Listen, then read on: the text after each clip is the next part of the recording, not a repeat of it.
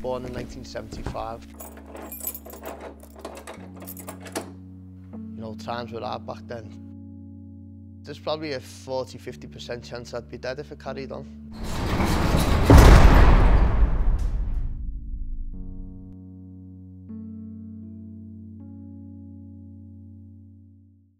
Grew up in Toxteth.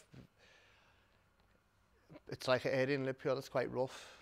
It's a poor area. But no, I was quite a good kid actually. I was in the Army Cadets, played football, athletics, you know, I was involved in a lot of activities. About the age of 14, 15, I started to slip. My first experience with drugs was about in school actually. Someone gave us some LSD, it's like acid trip. We started taking that. The rave scene had just kicked in. So we were all going to raves and then we were taking acid, ecstasy, you know what I mean? And from there it just developed. Next thing, I'd actually be in these raves selling pills and speed. You don't think you're ever going to get caught, do you? You're always like, you think you're invincible. They arrested me 6 months after the offence took place, so I was quite shocked.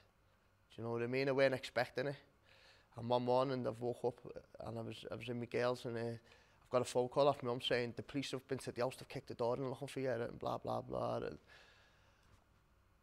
so I went and handed myself in at the police station anyway to see what was happening, and they arrested me, and for the first 6 months I didn't even realise what had happened, you know what I mean? I was like, weren't bothered, because I knew I was getting a sentence. And then about 6 or 7 months later, it all come crashing in. You're not going on for 8 years. I was just sat there watching telly and thinking, and I'm just sat there, then next thing I've heard a lot of officers running past my door, and I'm thinking that's my next door neighbour. So they're all in and out the cell, and I'm thinking, what's going on? But I didn't want to shout. So what's happened is, I've looked out my door and I've seen him carrying a body bag out. What had happened, the lad next door had done himself. I started to think that it's no good being here. When you get to Kirk Levinson, it's really relaxed. You know, there's no fight, no one's a fight in there. Everyone's to stay there because they're getting home leaves, town visits. The first time I got released from Kirk Levinson, I got took. I'd had a lot of bad news. Me girlfriend who I'm with had cancer. Yeah. I was just looking forward to seeing her more than anything. For me to go back to close conditions with her in hospital, you know, I would never have seen her. And I just decided we want to be with each other. So I just I proposed to her, asked her, and she accepted it. You know, when I come away, my kids were like 7 and 8, and they're like they're like 15 and 17 now, you know what I mean? And I've like missed a lot of their lives.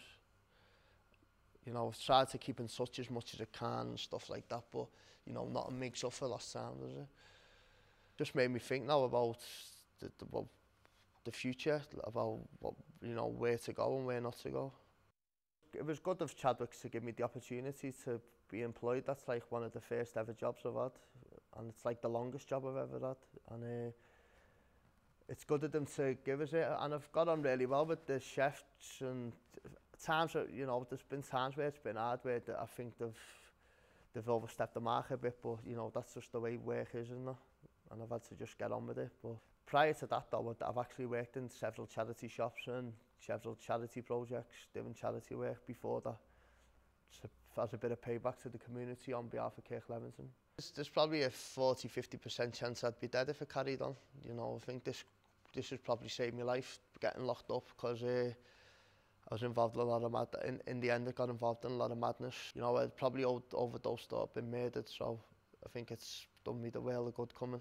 Prison can work in two ways. It can rehabilitate you and make you do things right, or you know, it can enhance your criminal career. So under any circumstance, do you think you could ever be tempted to get back into crime or back into that lifestyle? No, I don't.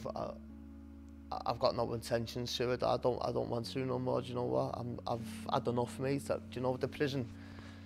The prison's took its toll on me.